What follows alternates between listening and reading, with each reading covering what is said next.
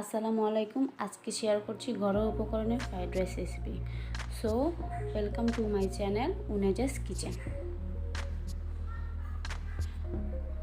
Fried rice বানাতে আমার যা উপকরণ লাগছে তা হলো আধা কেজি পরিমাণ পোলাও চাল, 1 কাপ পেঁয়াজ কুচি, 2টা রসুন কুচি, তেল, লবণ, 2টো ডিম, 1 কাপ পরিমাণ বরবটি কুচি, 1 কাপ পরিমাণ গাজর কুচি, 2টো কাঁচামরিচ।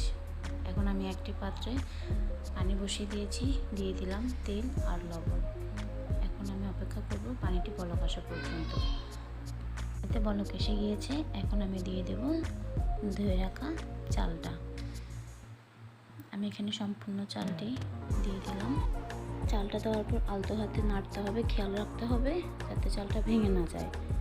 ভেঙে গেলে ভাতটা সুন্দর হবে না। এখন আমি ঢাকনা দিয়ে দিচ্ছি বলক আসা পর। আমাদের 80% সিদ্ধ করতে হবে। তার কারণ হচ্ছে বেশি সিদ্ধ করে ফেলার পরে চালটা আমরা যখন ফ্রাইড রাইস করবো তখন দেখতে সুন্দর হবে না এবং ঝরঝরে হবে না। তার জন্য আমাদেরকে 80% সিদ্ধ করতে হবে। এখন আমি একটি ভাত উঠিয়ে হাত দিয়ে টিপে দেখব যে ভাতটা প্রপারভাবে হয়েছে কিনা।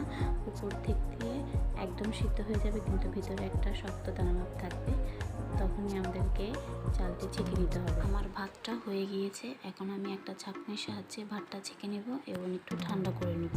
সো ফিরে আসছি ভাতটা ঠান্ডা হওয়ার পর।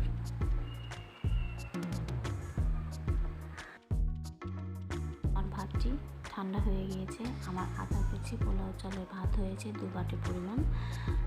তো আর বেশি দেরি করব না, চলুন ফ্রাইড রাইসটি আমরা বানিয়ে ফেলি। চুলায় একটি ফ্রাই প্যান বসিয়ে দিয়েছি, 1/2 কাপ পরিমাণ তেল দিয়ে দিলাম।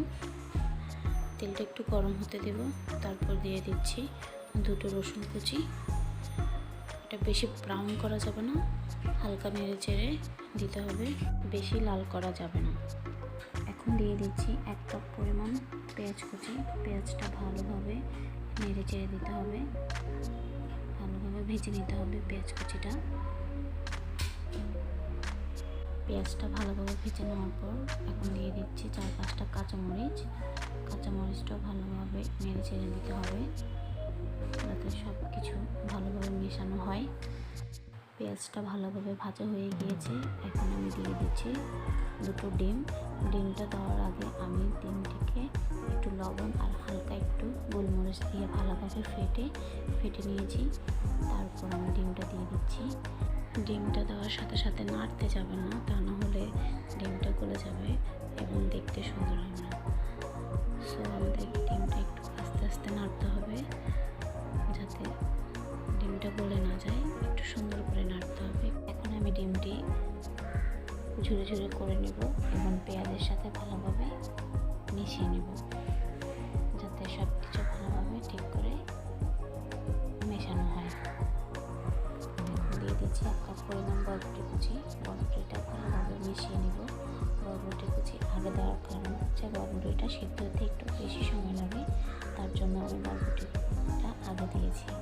বরবটিটা ভালোভাবে আমি নেড়ে চেড়ে ভেজে নেব। দেখুন বরবটিটা আমি ভালোভাবে নেড়ে চেড়ে ভেজে নিচ্ছি। এখন আমি দিয়ে দিচ্ছি 1 কাপ পরিমাণ গাজর কুচি। গাজর কুচিটা সেদ্ধ হতে একটু কম সময় লাগে, তাই আমি গাজর কুচিটা পরে দিয়েছি। এখন গাজর বরবটি সব কিছু একসাথে মিশিয়ে নেব এবং ভালোভাবে ভেজে নেব। দেখুন বরবটি গাজর সব কিছু আমার সুন্দর করে ভাজা হয়ে গিয়েছে। দেখতে কতটা কালারফুল লাগছে এবং কতটা সুন্দর লাগছে। এখন এখানে আমি দিয়ে দিচ্ছি স্বাদ মতো লবণ। আপনারা যে যেমন খেতে পছন্দ করেন সে অনুযায়ী দেবেন, কারণ কেউ লবণ একটু বেশি খায়, কেউ একটু কম খায়। সো সেটার পরিমাণ আর বলছি না, যে যেমন খায় সে তেমন পরিমাণ লবণটা দিয়ে দেবেন। এখন আমি লবণটা ভালোভাবে মিশিয়ে নিচ্ছি, সব কিছুর সাথে ভালোভাবে মেশাতে হবে। এখন আমি দিয়ে দিচ্ছি 2 চামচ পরিমাণ সয়া সসটা আমি ভালোভাবে নেড়ে নিচ্ছি সব কিছুর সাথে। এখন দিয়ে দিচ্ছি 1 চা চামচ পরিমাণ চিনিটা দেওয়ার চেষ্টা করবেন, কারণ চিনিটা দিলে একটা আলাদা ফ্লেভার, আলাদা টেস্ট আসে। চিনিটা দেওয়ার চেষ্টা করবেন আপনারা সবাই। সব কিছু ভাজা হয়ে গিয়েছে। এখন আমি দিয়ে দিচ্ছি ভাত। প্রথমে আমি অল্প অল্প করে দিচ্ছি। প্রথমে 1 বাটি রাইস দিয়ে দিলাম। সেটা আমি সব কিছুর সাথে প্রথমে নেড়ে চেড়ে মিশিয়ে নেব, সুন্দর করে মেশাবো যাতে সব কিছু রাইসের সাথে ভালোভাবে মিশে যায়।